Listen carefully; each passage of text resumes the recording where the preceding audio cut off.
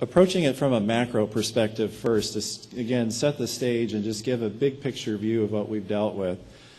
The two major sources of revenue, obviously, for general operations are tuition and fees and state appropriations. The chart that we're looking at up here shows the total of those two together on a full-time equivalent student basis, so revenues per FTE student since fiscal year 2001 over at the far left-hand side of the chart. So you can see state appropriations per FTE student have been declining, and at the same time, tuition and fee revenue per student have been increasing. However, if you look across the plane of the graph, you can see that they haven't changed in total that much since back in FY2001. As an aside, this change in revenue mix illustrates the zero-sum interplay between state appropriations and tuition at public institutions nationally.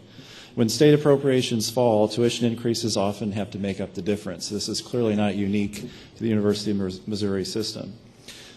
In terms of what does this mean, or how do we put this in perspective, since fiscal year 2001, adjusted for inflation, the combined total funding per FTE student has actually fallen 30%, or $4,800 per FTE student. To put this into perspective, based on total fall 2013 enrollment of roughly 58,000 FTE students, this gap translates into approximately $275 million. Put another way, had our combined revenues been at that green line, which simply reflected inflationary increases since 2001, had they been at the green line instead of where they are today, our revenues this year would have been theoretically $275 million higher. Now, again, is that an exact science? No, but it gives some perspective. Yes, Curator, go ahead. Tom, let me ask you a question. Is your message to us, is this a good thing because we've learned to operate much more efficiently? Or is this a bad thing because there's a lot of other things we could do if we would have kept in line with inflation? It's actually both. It's just a factual statement of looking at the revenues and kind of defining the challenge. The good news is we've been able to manage through the challenge, but are there things that we'd like to be doing that we can't do? Absolutely, because we've had to make tough choices, and we're going to talk about some of those. Tom, as I mentioned to you in our conference call, I think this is a chart that would be very important to get out to the public, to our alums, to legislators, the governor's office, everybody who cares about how we steward our resources here. Because what it shows to me is that we are doing much more with the same amount of money, and less money if you take into account inflation. So inherently, we have been much more efficient in fiscal year 2013 than we were in fiscal year 2001. Not to say that there might not be some additional efficiencies that we can squeeze out, and I think we all would agree there are. But we've squeezed a lot of the waste out of the budget in the last 12 years, according to that chart. Absolutely. So, Mr. Chairman, what we might get from that is, boy, that's really good, keep it up. And on the other hand, we know that there are a number of things that are suffering, faculty salaries being one of the biggest, keeping up with deferred maintenance, and a few others. So, I mean, if we're going to put this chart out, I think what needs to go with it is, sure, this is happening and we're getting this done, but there's a whole lot that's falling by the wayside. Absolutely, but I guess the point would be the low-hanging fruit of eliminating waste. We've done that, and we've gotten, as we've talked about in past years, we've been cutting into the bone the last several years, and one of the bones that we're cutting into is our faculty salaries, where we're 33 out of 34th on the Mizzou campus, public AAUs. We're low, I know, on the Raleigh campus and other campuses. So there's a lot that if we had just received cost of living, inflation increases, we wouldn't be doing what we're doing on maintenance or repair. We would be much more up to speed. We wouldn't be doing what we're doing right now on faculty salaries. And the point I've made in past years is, and we've had this chart up, or not this chart, and Tom, I commended Tom on this chart. We've had similar presentations in the past, and I think the message is not that we have to keep hammering the legislature and the governor to give us the money that they used to give us. We all believe they should, but that's not happening, and we need to keep trying. But what we have to do is hope for the best and plan for the worst, and plan that state appropriations are going to stay roughly where they are. Hopefully we'll get more every year, and plan that our tuition is going to be relatively flat. We have state limitations on how high we can go on tuition increases, and develop alternative revenue sources and continue to look for efficiencies. To me, that's the message. Go ahead, Tom. Absolutely. But again, just kind of setting the stage, big picture view, illustrates the cost of them taken out of the system. Here's another way to look at it. This is targeting state appropriations in particular over the last roughly 5 years. The blue bar that you can see on the left-hand side is the actual state appropriation that we had received in each year. You can see it's going down. Why did it go down? 2008, 2009 financial crisis hit. Obviously, through no fault of the state of Missouri, we all got wrapped up in the financial crisis that impacted tax revenues. Everyone's budgets were cut. And that's not really the point. The point is more to illustrate just a revenue hole or a revenue gap that was created as this was going on. Again, to illustrate from a big picture perspective what it is that we've had to manage through. So the red bar next to the blue shows what the state appropriation would have looked like had it, again, simply increased by inflation, keeping in mind that inflation has been very, very small over these last 5 years, usually less than 2% per year. And the green bar is taking a look at and calculating that cumulative funding gap. So the bottom line, again, this is just another illustration, but had we simply received the same state appropriation adjusted for inflation over the past 5 years, that gap illustrated by the green bar that's cumulative in number is $300 million. Now, our cost structure did not decline during this period of time. What that really illustrates, again, from a big picture perspective, is that we've had to take costs out of the system. Now, roughly of the $300 million, if we want to call that lost revenue, we think about $80 million of that had been replaced with increased enrollment, but that still leaves $220 million in costs that would have had to have been structurally taken out of the system. And the fact that we balance our budget every year illustrates or should suggest that, in fact, we have taken that cost out of the system. So again, just sort of a big picture view.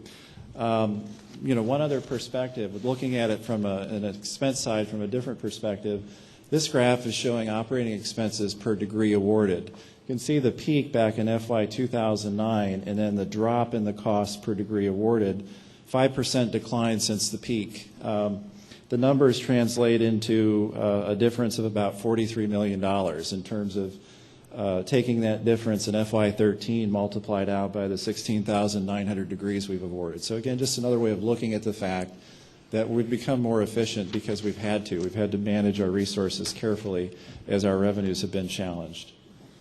Just looking at details, I don't really want to go too much into the details, but we do track things where we can in terms of specific cost cuts and cost reduction efforts, cost management efforts, et cetera. It's difficult because the organization, as you know, is huge.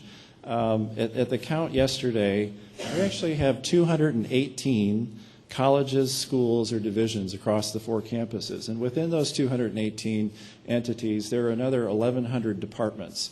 So stuff is going on all over every day. And what we do know for sure is that every day, each of those, roughly 1,100 departments are making tough choices and having to reallocate resources. The things that we can track, again, this is just for fiscal year 13, we can calculate about $47 million in cost management efforts. But I can tell you that's just sort of the tip of the iceberg in terms of the decisions that are made, again, at the micro level, department by department, reallocating and sort of establishing priorities. If you take those annual numbers that we calculate, we presented to the board in the past, this is just sort of a graphical representation of them over the past 5 years. And over that 5-year period, they total about $208 million. We've got details specific to FY13 on workforce reductions that occurred. Again, these are in your materials. I won't go into the exact details. Another big picture perspective, this graph represents the percentage of spending of the operating budget on our core mission. And this is one of the 5 performance measures for our state funding that we've done very well in. And when I talk about core funding, I'm talking about the instruction, research, and public service. So what percentage of our expenditures go to the core? In our case, 75%. Our peer group is 72.5%. And if you do the math roughly, you're looking at $37 million more of our budget dollars going into the core as opposed to administrative overhead. Again, sort of an illustration of the efficiencies from a big picture perspective. Tom, what's that, Dave, what's that other part spent on that's not on the core? What's that other 25% go for? Administrative, support services. That's, I mean, a not multitude of anything things. besides teaching, you're saying? Everything but teaching, research, service. Okay, so that's, okay, I got you. But relative to our peer group, we do extraordinarily well. Does that include auxiliaries? I think we're talking in this case in the operating budget for the most part, so the auxiliaries would be outside of that. Another important angle from, again, a big picture perspective,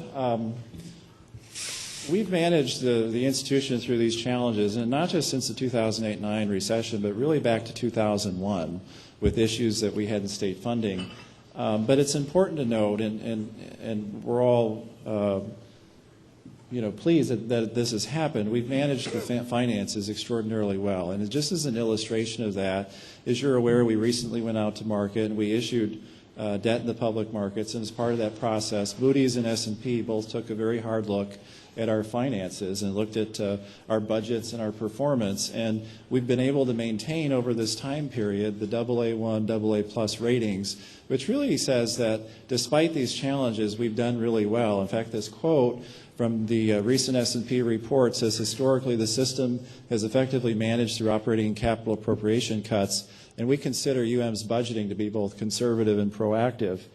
Moody's, just a quote from the Moody's report, prudent fiscal management with a focus on cost containment enabled the university to continue to produce consistently positive operating results despite declining state appropriations. So from outside objective observers, they're validating the management, the financial management that's taken place over the past decade despite these challenges. So the main point is we're doing the right things, but we're doing them in the right way as well. Facilities needs.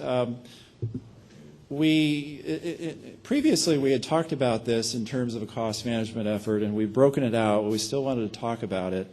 One of the ways, honestly, in which we've helped balance the budget specifically over the past 5 years, but again, really going back the past decade, we've deferred critical repairs and maintenance. And it really came down to a choice between people and buildings, faculty and buildings. We're getting at a point now where that's not as easy of a choice because now our buildings are going to be impacting our faculty and our students based on the deteriorating condition.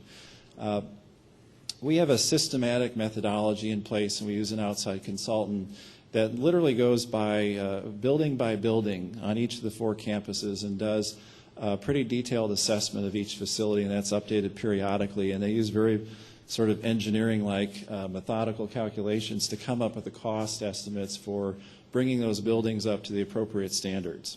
And it's all calculated through the system. Back in FY2009, that cumulative backlog was $838 million. The current fiscal year, it's up to $1.3 billion.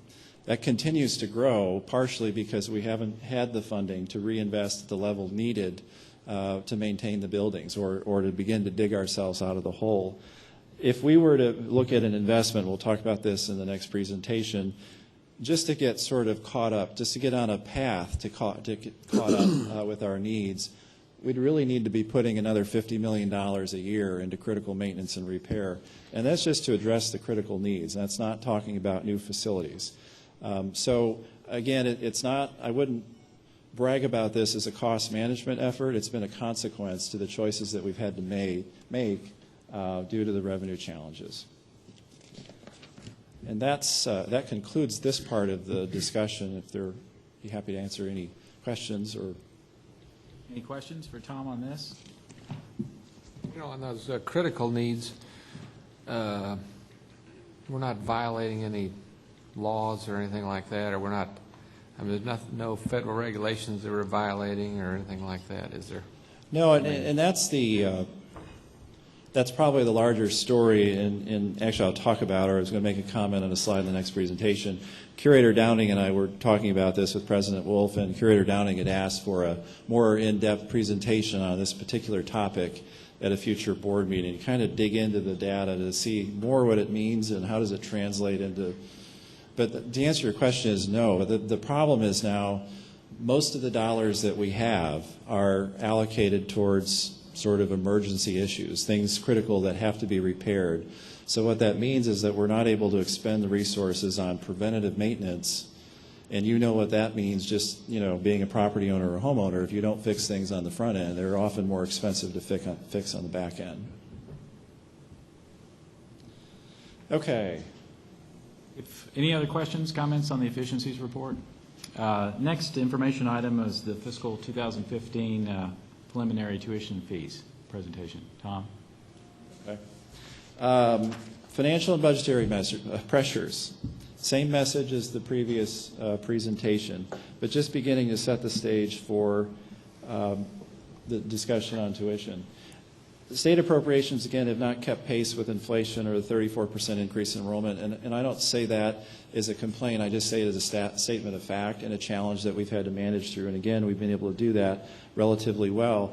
And also, again, just the reminder of this zero-sum game in revenues in public higher education, as state appropriations are challenged, tuition makes up for it. Those are the only two sources of revenue, by and large, in a material sense. Yes, there are other sort of minor revenue streams, but for the most part, it's funded by those two revenue sources. We also know, though, that in our case, we've got caps now on our ability to control our own tuition. So we've got challenges on one of the sources in terms of the ability of the state to fund education, and then somewhat we have constraints on the other primary revenue source, which is Senate Bill 389, which limits increases in tuition for Missouri resident undergraduates to the CPI rate. In addition, of course, to the Senate Bill 389, we've got a real concern, a continuing concern about keeping college access, the access and affordability issues. So in terms of the market demands. We know, therefore, that any proposed tuition increases or increases in supplemental fees or new supplemental fees need to be considered very thoughtful. They need to tie back into the strategic plans of each of the campuses. Consequences, again, this really ties in from the previous slide in terms of the challenges from more of the academic side. Student-faculty ratios are increasing. We know that, have a graph to look at. Challenges to the faculty, again, doing more with less. So it has this overall impact on everything that we do. In terms of the student-faculty ratios, just in particular, this is a graphical representation since the fall of 2002, and you can see the trends that have taken place. Again, we've had to do this. We've had to do more with less as part of managing through some of our revenue challenges. In terms of direct impact on faculty and staff, we know that in some areas, faculty salaries rank near or at the bottom of their comparator groups in key areas, again. Staff salaries are significantly below peers in again, key cases. We've got increased pressure on recruiting and retaining faculty and staff for the success and implementation of strategic plans. And then finally, if that weren't enough, benefit costs are increasing at a potentially unsustainable pace. So those are some of the things that we face in terms of setting the stage and thinking about tuition. Here's just going back to critical maintenance and repair needs. This just looks at it from a different perspective. This is still the same $1.3 billion that we talked about, but we look at it in different ways in terms of purposes, again, specific objectives. Deferred maintenance is almost half of it, $625 million of just things that should have been done that we haven't been able to get to because of funding constraints. In terms of the urgency of the repairs, according to the analysis that we have, everything is rated as either critical, which suggests it should be addressed immediately. That latest number was $35 million. Those things are probably getting addressed in some manner, in sort of real time. The next category is urgent, which is $186 million. and that says it should be addressed within 1 year. The necessary chunk, the $836 million, the biggest chunk, ideally would be addressed within 2 to 5 years. This just gives some perspective, again, just putting numbers to the analysis of the issues that we face. And the particular problem with this is that it just doesn't go away. It just keeps getting bigger and bigger. So we can't, in terms of we've been able to manage through, and Curator Good, your question, is this a good thing or a bad thing? I'd suggest in this case we're reaching a point where we can't sustain the current practice because the problem's going to get bigger, and the bigger it gets, the more expensive it is to kind of dig out. Getting more specific to tuition, just wanted to show again some peer group data to set the stage. On this slide we have the tuition and required fees for the FY2013, FY2014. The main point here is that we're well below the peer group, the public doctoral national average, and this is not new information. We've seen this every year. The other thing that we talk about is over the past 5 years, the average annual increase in tuition and fees has been, again, kept under control extraordinarily well in terms of, again, those access and affordability issues. Very interestingly, to put this in perspective against peers, this is a busy graph, but what this is doing, and this is using MU just because we've got probably the best peer data or comparator groups. MU is over the smallest blue and red bars, which really represents the smallest average annual 5-year increase as well as the absolute 5-year increase in required tuition and fees, again, over the past 5 years. We're comparing ourselves to all of our peers in contiguous states. So in terms of maintaining access and affordability, keeping increases in tuition low, we've done an outstanding job versus virtually all of our peers in the entire surrounding area. Again, is that a good or a bad thing? It's both. Just again, different comparator groups. If we look at the average tuition for MU, we can compare against the Big 10, the Big 12, the SEC, the AAU, public and private, and just the AAU public. And again, you get this perspective that from a market-based view, our tuition is extremely competitive in the marketplace. So beginning to think about putting the budgets together, the CPI right now is estimated at about 1.7%.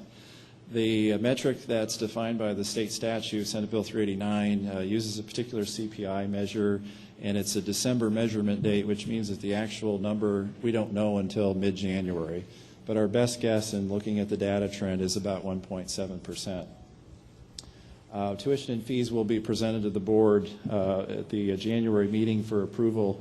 And the default planning scenario, and it's not to say that's the final recommendation, but just by default, in terms of undergraduate tuition, we default at that CPI rate in accordance with Senate Bill 389. And as a reminder, that Senate bill only applies to resident undergraduate tuition and required fees.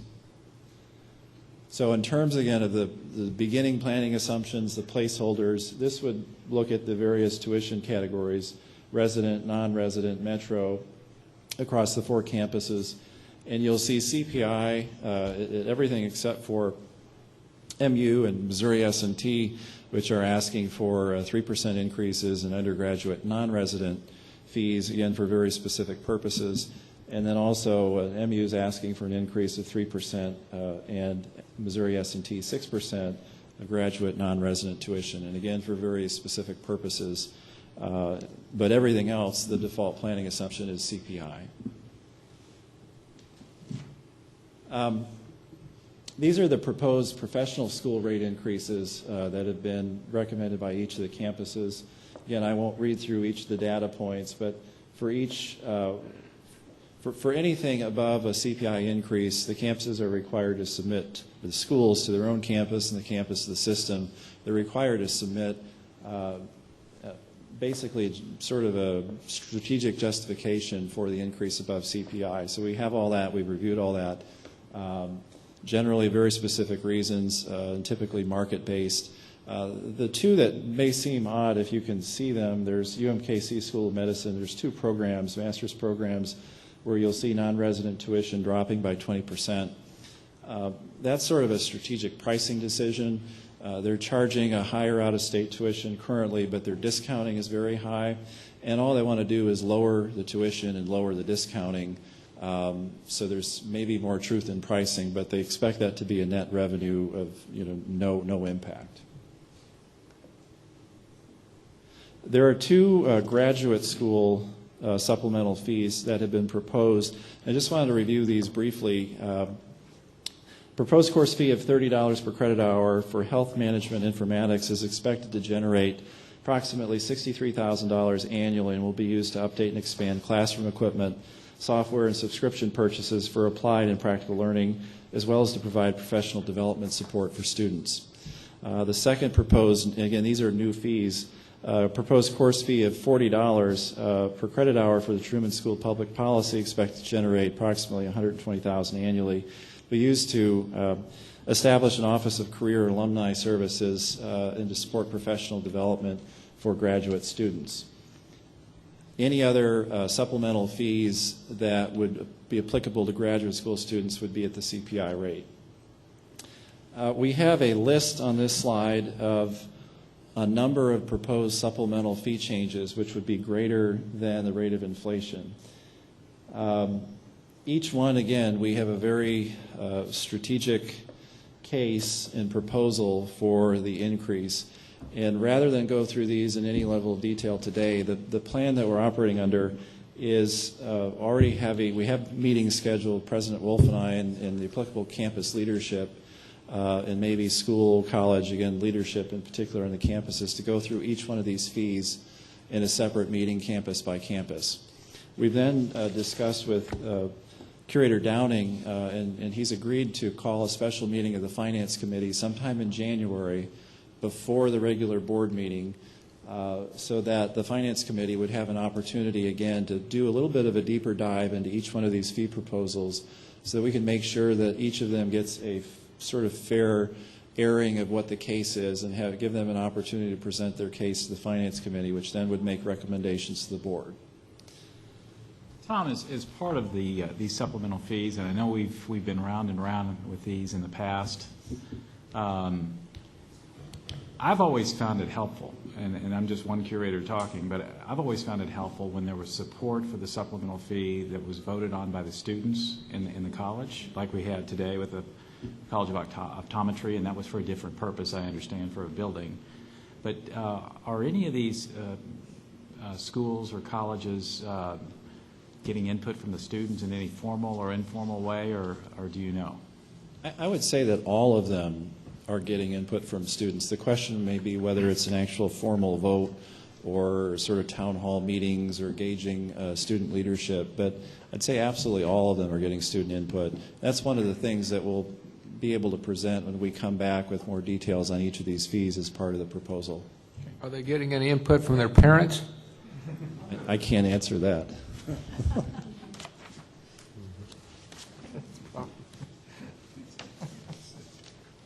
We have other rates, again, that we would bring in January. First of all, we have activity, facility, health fees, et cetera, that would be applicable to all four of the campuses. For the most part, these are subject to Senate Bill 389, and so the campuses are proposing a CPI rate of increase on those. And then we have combined room and board increases at each of the four campuses. For the most part, I'll just go through them really quickly. MU, the combined room and board rates are proposed to increase by 3.3% overall. Housing rates are proposed to increase by 4% on average, and dining plan rates to increase by 2%.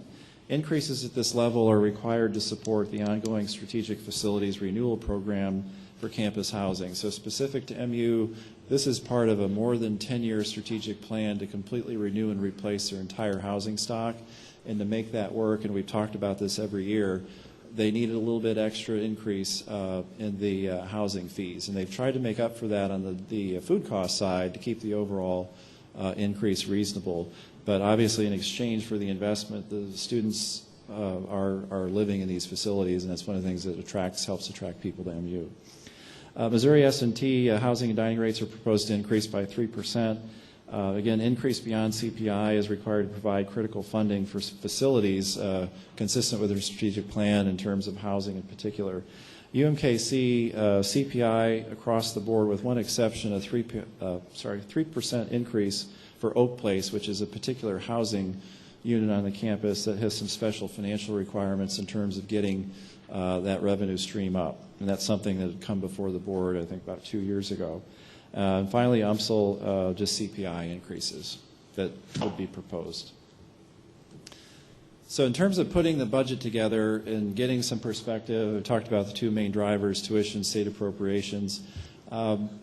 Number one, increases in state appropriations will continue to be allocated to the campuses based upon the strength of their strategic funding proposals, just as we had done for this current fiscal year. And then in terms of perspective on dollars, a 1% increase in state appropriations comes out to about $4 million. So these are things that we think about as we put the budget together and look at different scenarios. On the tuition side, a 1% increase in tuition would generate overall about $4 million, and you can see the breakdown of sort of undergraduate, resident, non-resident, et cetera, and professional schools is proposed about $1.9 million. Again, from a 1% increase.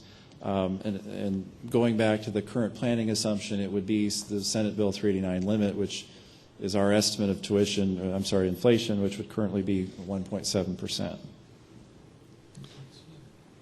Another component beyond the tuition increases would be net revenue growth from enrollment. Enrollment and change in student mix. The numbers above reflect the current campus assumptions about the discount rates and include when we talk about the net revenues, I just want to make clear that this is net of the discounting. So this is kind of what we get as opposed to the gross amount of the tuition number. Anticipating $5.5 million overall. In terms of the enrollment projections by campus, for the undergraduates ranges from flat to 2% growth expectations, and then flat to 1% for graduate students. So cost drivers, again, these are all the building blocks of the budget as we start off the process. A 1% increase in compensation across the board is $7.8 million. So again, 1% increase in state appropriations is about 4, 1% increase in compensation, almost 8. That would equal roughly a 1.9% increase in tuition alone. In terms of base assumptions for salary planning, the campuses are currently using averages of 0 to 2% for pools. The cost of this, in terms of the benefit cost, which is another issue, the cost of a 1% adjustment in the flat rate is $5.4 million. And again, just to back up a little bit, we've talked about this. Internally, we charge certainly every one of those 1,100 departments for their people. They pay the salary expense directly, and then they're charged what we call the flat rate, which is really what pays for the combined benefit costs across the board. So that percentage of the flat rate, as we've discussed at previous meetings, continues to go up because of cost pressures in the benefit package that we offer. So that flat rate going up by 1% increases expenses $5.4 million across the board. So it's another thing that we have to deal with, and it's very likely that the flat rate will be going up by 1% because of the costs that we have to deal with. So those are the challenges overall. The budget cycle is well underway. The campuses are working to build budgets already. In terms of the analysis, it's already gone in on the revenue side and the tuition. We've discussed over the course of 2 separate presentations the financial challenges that we face and how we've dealt with that.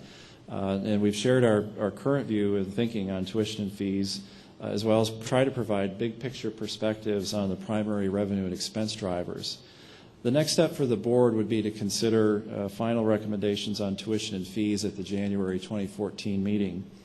From there, we'll bring a preliminary budget to the board at the April 2014 meeting for fiscal year 15, and then in June of 2014, we'll ask the board to approve the final budget for fiscal year 2015. And then about a month after that happens, the whole process starts over again. Tom, are we going to have to ask for a waiver?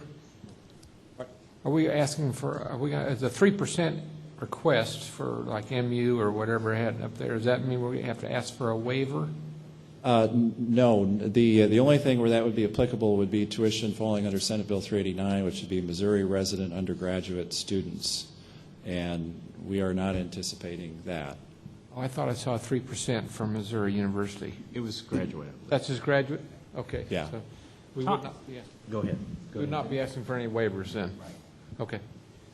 Tom, the extent to which we need to have any tuition increase on Missouri undergraduates is at least partly based upon our state appropriations. And in our January meeting, will we have a sense by then of what the state appropriation likely will be? And if not, where I'm really going with this is, what's the latest we could vote on a tuition increase and still make it effective for the next fiscal year?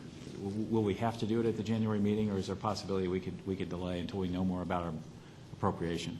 I think that the sense that we've gotten, and hopefully no one sitting in the back will throw things at me, but we think we could go up until the end of February before making a decision. Anything beyond that starts to put a lot of pressure on the campuses in terms of, again, enrollment, financial aid packages. But if we had to, we think we could go to the end of February. Thanks. Any other questions for Tom?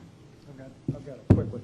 Tom, when you showed us the slide comparing us to peer groups for tuition, what if we layered in housing costs and fees? How do we compare to peer groups if we layer that in as well? Do the numbers dramatically change? I don't think that they would. I don't necessarily have that data here. I think in terms of housing costs, each of the campuses, to the extent they have housing, they have to be competitive in their, not just against peers, but in their own markets in terms of alternatives, off-campus housing, things like that. So I think that's something they pay very careful attention to. And then in the case of MU in particular, where there's been very deliberate investment, the product, doing a peer comparison, you'd have to compare the quality of the product also to the cost. But I know that's been an integral part of their overall enrollment growth plan over the past decade as part of, building the overall experience.